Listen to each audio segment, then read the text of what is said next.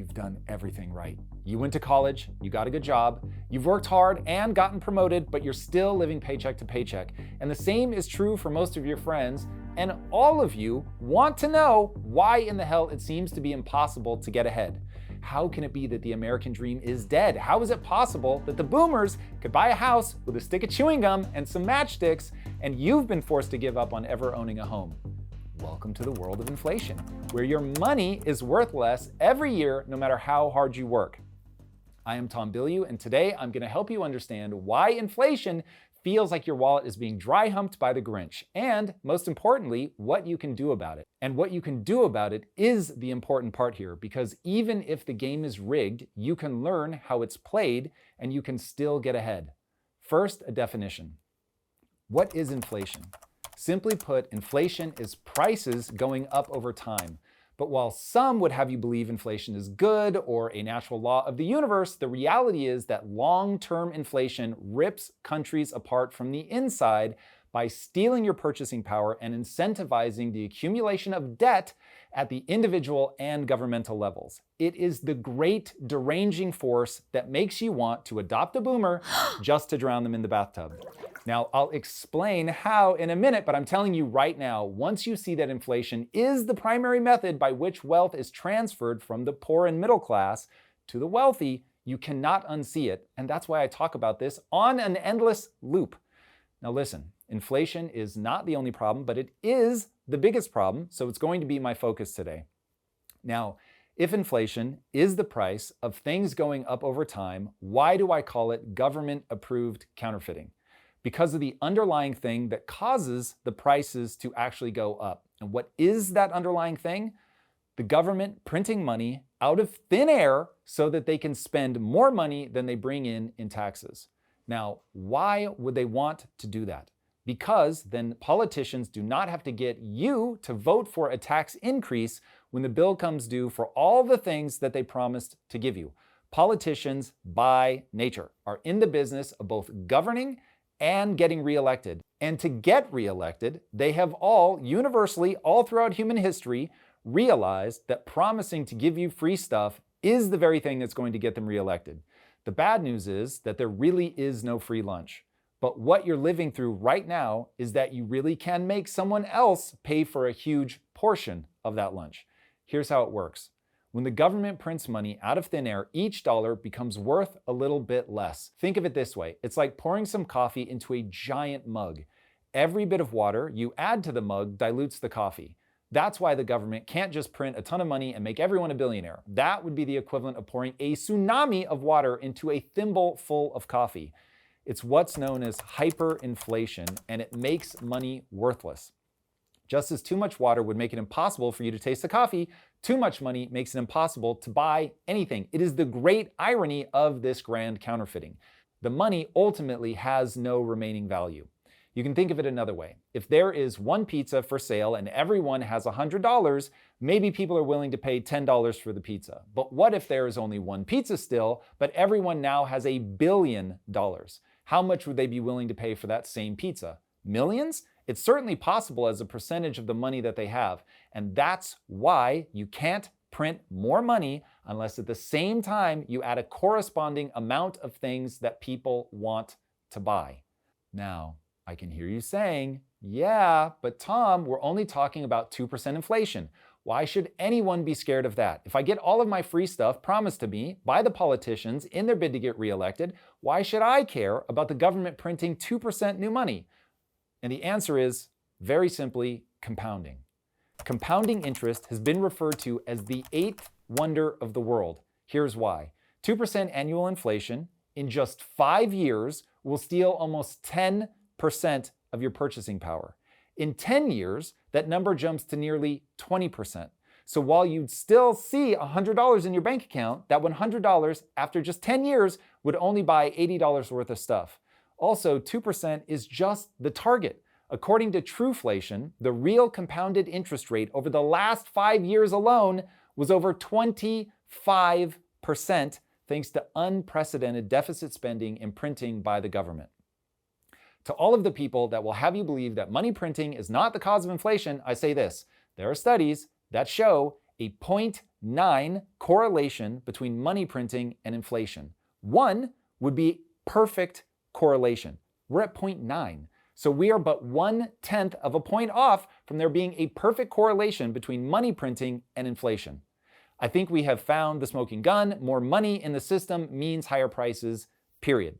Now, before I explain how inflation exactly facilitates the great wealth transfer from the poor and middle class to the wealthy, and from the young to the old, another fascinating side effect, let me give the devil its due. Inflation really does have an upside. Like all bad things that manage to stick around, it really does just enough short-term good that people cannot stop themselves from doing it. Think of it as a cocaine bender pre-fentanyl. Once in a while probably isn't going to kill you, but get addicted and you are toast. And as a society, we are officially addicted to the upside of inflation. And that is a twofold problem. Inflation creates momentum in the economy, that's number one, because your money is going to be worth less in a year. You're incentivized to spend your money and not save it. That gets the economy humming, and that is a very good thing. And when you keep inflation to roughly 2% a year, people cannot figure out why they're having trouble getting ahead. Inflation also allows capital to be aggregated. That is number two. People being willing to amass a large amount of money isn't actually bad. It is a good thing. You would not want to live in a world where capital couldn't be aggregated.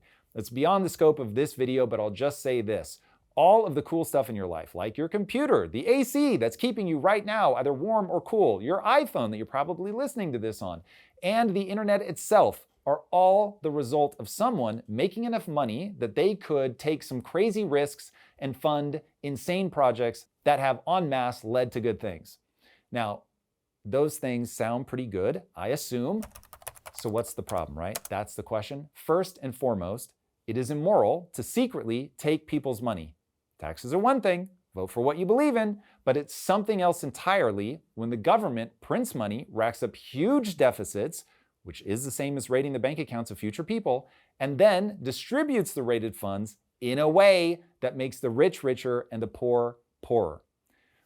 All right, we've now reached the point in the story where I'm going to have to explain exactly how inflation, your government legally counterfeiting money so they can secretly siphon off your purchasing power to supposedly give you free things, which in the final analysis aren't actually free.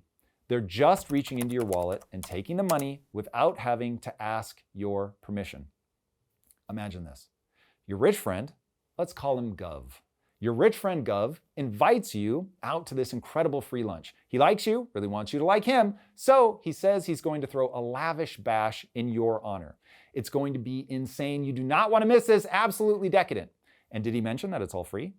He's going to pick up the tab. You don't have to worry about anything. All you have to do is show up and enjoy yourself. You go, and it really is amazing. It's like a Roman feast fit for a king. You wonder to yourself, how on earth is he going to pay for all of this? Sure, you give him some money every year to help him do cool stuff for you, but nothing like this. At the event, Gov gives an incredible speech. He calls you out. He says this is to honor you and the other attendees at the party, that you guys deserve this kind of lavish treatment, and it's all free. The bad news is, during that speech, a hacker goes into your bank account and steals from everyone at the party equally to pay for the feast, and there's nothing you can do to stop them. Whatever, it's only 2% of your money, right? And that was a pretty epic party. Wrong. The problem is, this is where we have to let go of the analogy because the government doesn't actually steal your money, they counterfeit it, and that steals your purchasing power. Remember, it's like diluting your coffee with a bunch of water. And here's the kicker. Someone is going to receive those counterfeited dollars. This is the part of the heist that everybody misses.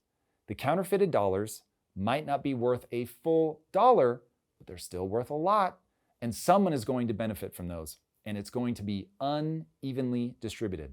But why the rich, right? Is it just because they're friends with the politicians and the bankers? Certainly part of the story, and I'll explain that in a minute as we get into debt, but it's not the full story. This is where we have to talk about what happens when the money is counterfeited at scale. You lose your purchasing power, as we've discussed. You're incentivized to spend rather than save. People start accumulating debt, more on that later. Prices go up on the things you want to buy, again, as we've discussed. But, and this might be the most important, what we haven't discussed is that the price of the things you own and could sell also go up. Now, if you own what are called assets, you're in great shape. As the government inflates the money supply and prices go up due to inflation, you've got a bunch of cool stuff that people might want to buy, and you can now sell them for higher prices. In fact, the prices of what are known as inflation-resistant assets go up roughly the same amount as inflation. It's never exact, but it's close. Now, what are assets? Things like stocks, bonds, real estate, precious metals, gold, silver, Bitcoin, art, things like that. Okay, cool, but one more time, how does this make the rich richer and the poor poorer? Fun fact, not everyone who owns assets is rich, but basically every rich person owns assets. It is like Rich Person 101, and I am not joking. The second I made my money, money managers came out of the woodwork offering to help me manage my money. And lesson number one, buy assets. That was the thing that they were drumming into my head. And here's why. When the money supply is inflated, the price of assets go up. So if you know the government is going to print money, and they are, then you need to own assets as a way to protect yourself against that inflation. Now, here's a breakdown of exactly the way that this happens. Because there are only so many valuable assets available in the world, they retain their value as the dollar gets diluted. Whenever people have more money, but the number of things available to buy stays the same, prices go up. Remember that pizza? So rule number one of beating inflation is to buy things, aka invest, or in my words, gamble, on things you think will go up in value by at least as much as the money supply is being inflated. So anyone holding inflation-resistant assets is going to see their net worth go up as the money is printed. It's not technically that the assets have gone up in actual value, it's just that the dollar has gotten weaker. Going back to the coffee analogy, if caffeine is what you really want, and I pour a bunch of water into your coffee, it takes a lot more mugs of that watered down coffee to get the same caffeine buzz. So it is with asset prices. It's not that your 401k actually went up in value or that your house even went up in value. It's that it takes more of your weakened, diluted dollars to get the same purchasing power. Now, guess who's savvy enough or able to pay savvy people to advise them to own assets? Wealthy people. That's the first part of how the rich get richer. They don't have to be corrupt to beat inflation. They just need to know how to strategically own assets to at least match inflation. The second part of how a very small number of the rich get richer is that when the government is injecting printed money, counterfeited money, into the system, they do so mostly through buying debt, both governmental and corporate. But that means that the government has to make a decision whose debt they're going to buy. They are literally picking winners and losers. Now, it is very important to note that there's a very complex interplay between the Fed, which is technically not an arm of the government, and the government itself for how much money is printed and where it goes, but that is beyond the scope of what we're talking about today, so I'm not going to be going into all that, as I am convinced that people hide the truth of money printing and inflation in the complexities. They want you to get lost in how complex this is in the nuances, but that stuff doesn't really matter. When you lay it bare, it's pretty easy to follow, and it is extremely shocking what's happening. Speaking of shocks, let's have our final shock before we talk solutions. Inflation triggers a massive accumulation of debt. Just like a lot of salt makes you thirsty, inflation encourages both people and the government to take on debt, a lot of debt. Why? The reason is twofold. One, if dollars are going down in value over time, then borrowing 20K now is like having only borrowed, say, 10K at some point in the future. And given that that's true, savvy people use debt as leverage to buy assets that they're betting will go up in value as the value of the borrowed dollars decline. So as people just trying to save their money get hammered by inflation, savvy investors using debt to buy assets not only have a good chance of keeping up with inflation, but the really savvy ones can make a return that far outpaces inflation, making them wealthier over time. The second reason that people take on debt in an inflationary environment is that because for the average person, debt is the easiest way to get access to more capital when saved money is losing its value. This is doubly true if wages in real, aka inflation-adjusted terms, are not going up. Okay, that's inflation in a very small nutshell.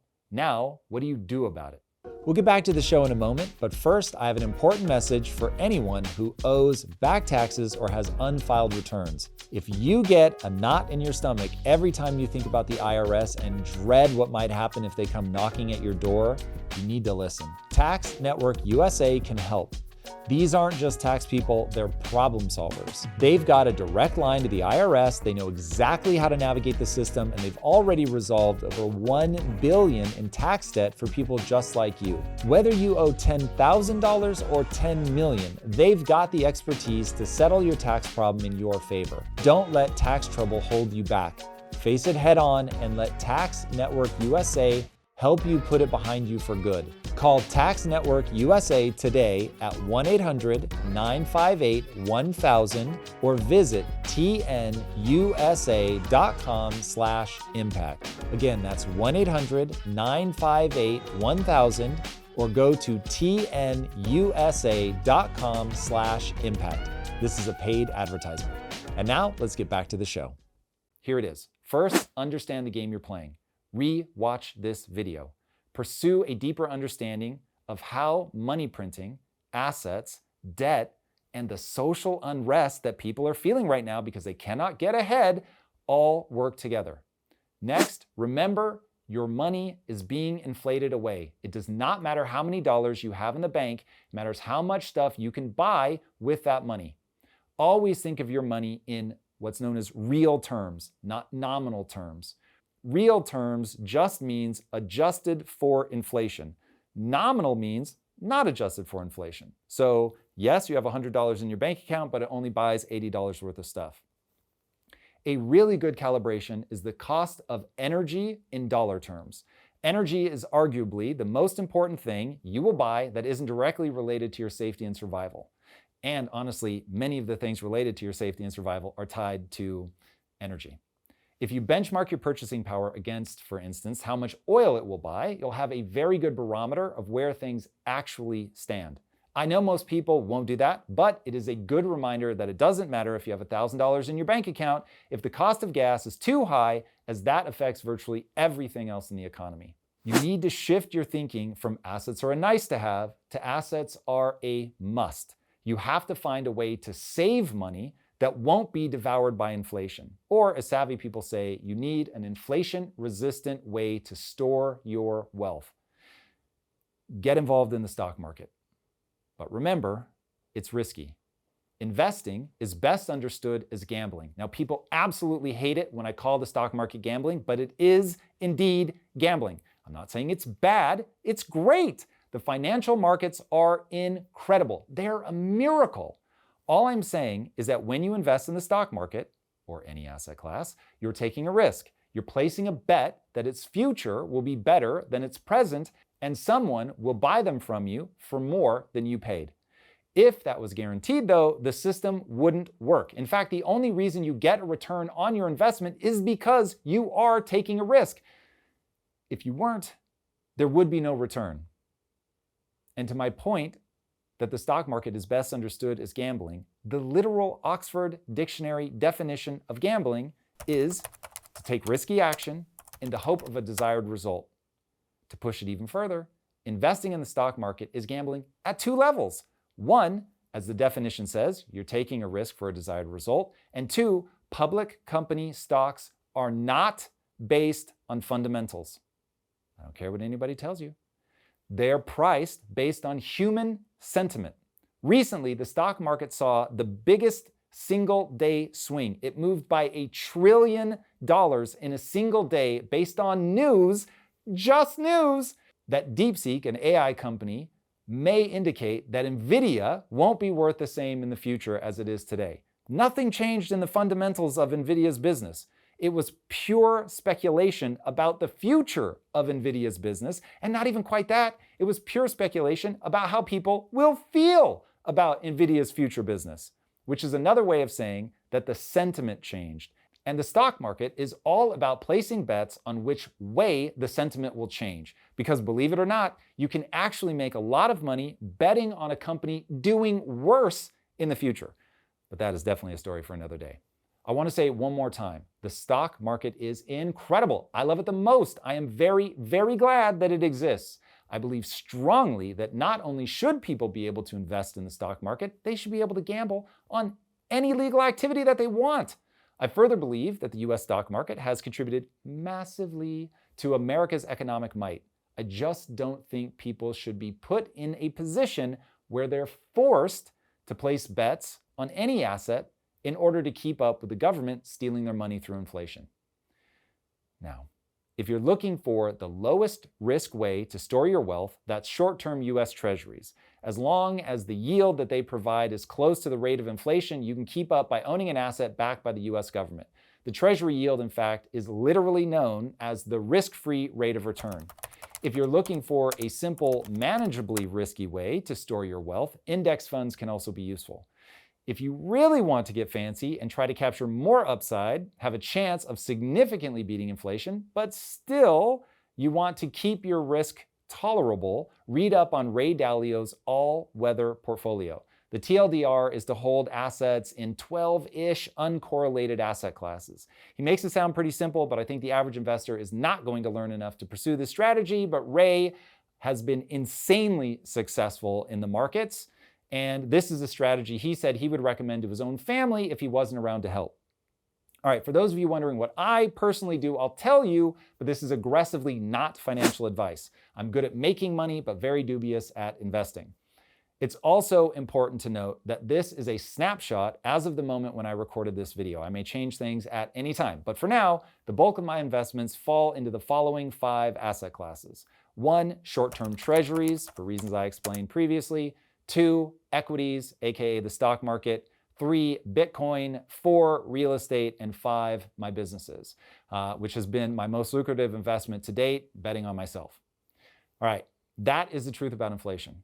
It's government-approved counterfeiting that slowly drains your wealth, forcing you to gamble just to stand still. Yes, the game is rigged, but once you learn how it works, you really can play to win. All right, not everyone is going to agree with everything that I've said, so I want to address some of the most frequently asked questions and challenges that I get. There has never, on the history of anything, been 0% inflation. It happens in literally every country everywhere and is simply part of any system that uses currency. How much inflation happens is where the argument should be. That is literally not true. So if you look at Japan, you don't have to go back very far to see that there was a period recently where they had negative inflation, aka deflation. Now, if you're saying that this is all a spectrum and that it's either going to be deflating to inflating, and some people are going to claim that deflation is worse, which again also is only true if you're looking at crisis-born deflation, because technology is inherently deflationary. We never notice it because the government is so busy inflating the currency that they are gobbling up what would otherwise be driving costs down. But it is admittedly very difficult to find that sweet spot. But when you look, meaning even gold inflates because we're going out, we're mining, we're finding roughly 2% more in the gold supply, so that's going to go up. But if you look at Bitcoin, Bitcoin is literally designed to be what's known as sound money, something that is not inflating. Now, there have been periods of time where we get closer to sound money if you go back and look at the dollar was originally on the gold standard, so it inflated, but very slowly in a very controlled way where you actually had to go out and get more gold in order to peg the dollar to it. But the reason that you're seeing the rise of Bitcoin is because it is a truly non-inflationary asset. And so people are investing in it precisely because it can't be inflated. So people really have to break this idea that this is an inviolable law of nature, that something is going to inflate. It does not have to inflate. Prices do not need to go up, that it really is mechanistically cascading down off of more than just inflation. I understand that. But again, looking at that 0.9 correlation, they are so tightly correlated that over time, it is far simpler and far more accurate, quite frankly, to say as we counterfeit the money, as we print money, as we inflate the supply of money, that prices are going to go up accordingly. I think that's the right way to look at it. Now, again, there are complexities here, but I think it is far wiser to strip those away and ask, why are people so excited about a non-inflationary asset like Bitcoin? What is it that it allows you to do? And what it allows you to do is stop people from abusing that privilege of being able to reach into your pocket and steal your purchasing power. That is the real key. Once you understand that it is an invisible tax, inflation is an invisible tax. Once you ask yourself, why is it okay for the government to counterfeit money, but I can't counterfeit money? You begin to understand why this is a problem. Once you start asking, why can't they just print $1 billion and give it $1 billion for everybody and give it to them? Why do they need to take in tax money if they can just print? Why do we run up these huge deficits if we can just print money? Because it is impossible to avoid the consequence of inflation if you're not increasing productivity. And really what the government is trying to do is they're trying to pace that productivity by gobbling it up and printing money. How that takes into account government bonds. Why has he not mentioned that private banks are also responsible for increasing the money supply whenever they lend money? Not trying to defend the government, but that level of simplification always leads to falsification. I love that. And thank you for giving me a chance to say one of my favorite phrases, which is the Tao that can be spoken is not the eternal Tao. If you've ever read the book, The Tao Te Ching, I can't remember if it's the opening paragraph, but it talks about that. The Tao translates as the way. So you could take that phrase to mean the path that can be explained is not the actual path. So for sure, in simplifying this enough that it can actually be spoken out loud and that people can understand it, you are for sure lopping things off and making it not literally true, but it allows people to navigate. And I value an idea's merit based on its utility. And so when I think about the world as, okay, as they inflate the money supply, I'm going to need to be in assets that are inflation resistant. That correlation is 0.9, that acting in accordance with that, it works perfectly. But you are correct that another way that the money supply is inflated, but again, it's still just the inflation of the money supply, is the way that fractional reserve banking works. And we could do a whole thing on fractional reserve banking and how deeply problematic it is, because I'm not saying, hey, fractional reserve banking is wonderful, but other ways of inflating, that's terrible. They are all problematic. Every bank is insolvent. And if you did a quote unquote run on the bank, you would expose that they hold, I think it's less than 10% of your money they actually have. Crazy, but true, which means if people moved on the bank, you'd only be able to get a little bit less than 10 cents on the dollar. And quite frankly, it wouldn't work like that, because what they would do is they give it to the first people that asked, and this is why people run on the bank. So yeah, welcome to another dark corner of how money works. Still inflating the money supply. What about private businesses price gouging? Private business price gouging. This feels like a totally unrelated thing, but I know that people have this sense that the real battle isn't the government making decisions to print the money, that the real battle is with corporations being greedy and not paying their fair share. All right, first of all, capitalism, because of something known as regulatory capture, because of the inflation of money supply, there are things that must be addressed. There is no doubt about that. If you were to remove the government in there trying to intervene and trying to outsmart the market, trying to make sure that everything is sort of this eternal flat line, but if you think about it, it's an eternal flat line that's going like this. It's degrading everybody's value in terms of the money that they hold. So yes, it's a smooth, slow decline into oblivion, but as Ray Dalio says, every country ever has printed so much money that the money ends up hyperinflating. Literally every currency, every reserve currency ever throughout human history, all the way back, they've all done it. They end up printing too much money. That inflation of the money supply causes that debt accumulation that I was talking about. The debt accumulation gets to the point where you can no longer service the debt, and it either ends with people internally fighting, and you have a civil war, you have a war with another country, but it almost never resets without bloodshed. So just to be very clear about how the game plays out. Okay, so Now to actual corporate price gouging. The reality is that the market will bear what the market can bear. And in a time of emergency, if you try to go in and layer over the top of it that we're not going to let the market set the price here, we're going to tell people how much they can change it. That might feel good morally, but I'm recording this not too long after the historic fires here in Los Angeles, where they're talking about putting price caps on the people that will come in and rebuild these homes. Now, by doing that, what you're saying is we're going to make this take a lot longer, because the price that somebody is willing to pay for it is a proxy for value. And so if you want people to come in and say, oh, I value my time here in Los Angeles building homes more than I value my time in Denver building homes, you let people raise their hand and say, I value this construction here more. And as the home builder, I want to capture that value. I'm going to go there and I'm going to say these houses from a timing perspective are more valuable to build. And so now you're able to draw in people from all over the world to get them to build houses in this one area. When you don't let them do that, you derange the market. It ends up taking way longer, and you're not able to get that talent from everywhere to come and address this. It's like surge pricing in Uber. The second you don't let them do surge pricing, now there are just going to be times where you can't get a car. And so now somebody trying to use that service is like, hey, I would very much like this price to quote unquote gouge me so that I could get home. And I will plan if I want to avoid these high traffic times. But at least I now have an option. Why do I still feel just as doomed and lost after what I experienced was just validated? So the bad news is that you still are in the situation that you're in. If you've not yet gotten your life organized such that you can begin to accumulate wealth, it is going to be very disheartening. And there's a really fascinating way to think about what money is that I think will bring this home. Money is the thing that allows you to concretize the output of your time, meaning you go do a thing. Now, what is the proof of work? You get money for it. So that proves that you spent that time wisely.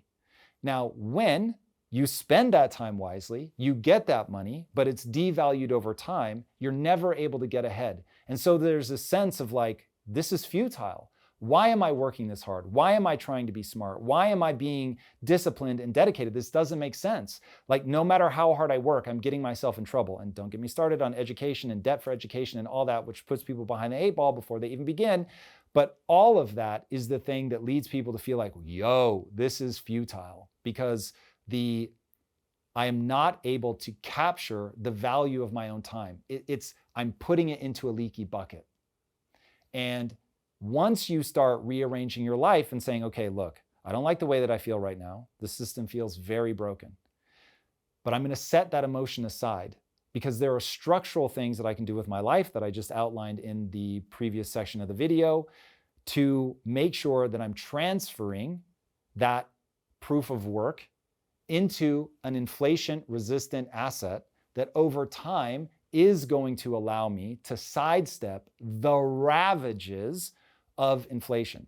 So instead of buying what are known as unproductive assets, things that are fun to have, going on a vacation, a lot of fun, but the reality is if you took that money and you put it into an asset, if you're savvy enough in the way that you gamble, and it is gambling, then over time, you're able to amass wealth that will let you live, instead of off the principal, you're able to live off of the interest that you're accruing. Going back to this idea of compounding interest is the eighth wonder of the world. It really adds up when you're doing it well. And now, if you do it well, you can outpace inflation and you're able to grow your wealth over time. Now, when you get into that loop, it feels a lot better. But if you're hearing this at like 35, 45, it hurts, man. It stings. But this is the reality of the world that we live in. Now, for better or worse, this stuff moves in cycles. And that's why, if you're paying attention, you feel something is happening to the American psyche right now. And that's because we're at the phase of the debt cycle where we have accumulated so much debt that we are having to inflate our currency so rapidly. In fact, look at your screen right now, and you will see a graph of how much we have inflated the currency just in the last 5 years and how rapidly we're accumulating debt. It is insane. And so we are going to need something called a debt jubilee. Now, that has a really great name, but that's the thing that people die over. This is the thing that causes blood in the streets. Because if you owe somebody money, that's somebody else's asset. That debt, they own your debt. That's their asset. When you don't pay that debt, they just get wiped out. Great for you, bad for them. Flip it. If you're the one that owns the asset, then you get wiped out. But this is why young people especially have this burn it all down energy, because they're like, hold on a second. You're telling me if there's enough bloodshed in the streets that I can get rid of my debt? I'm here for that.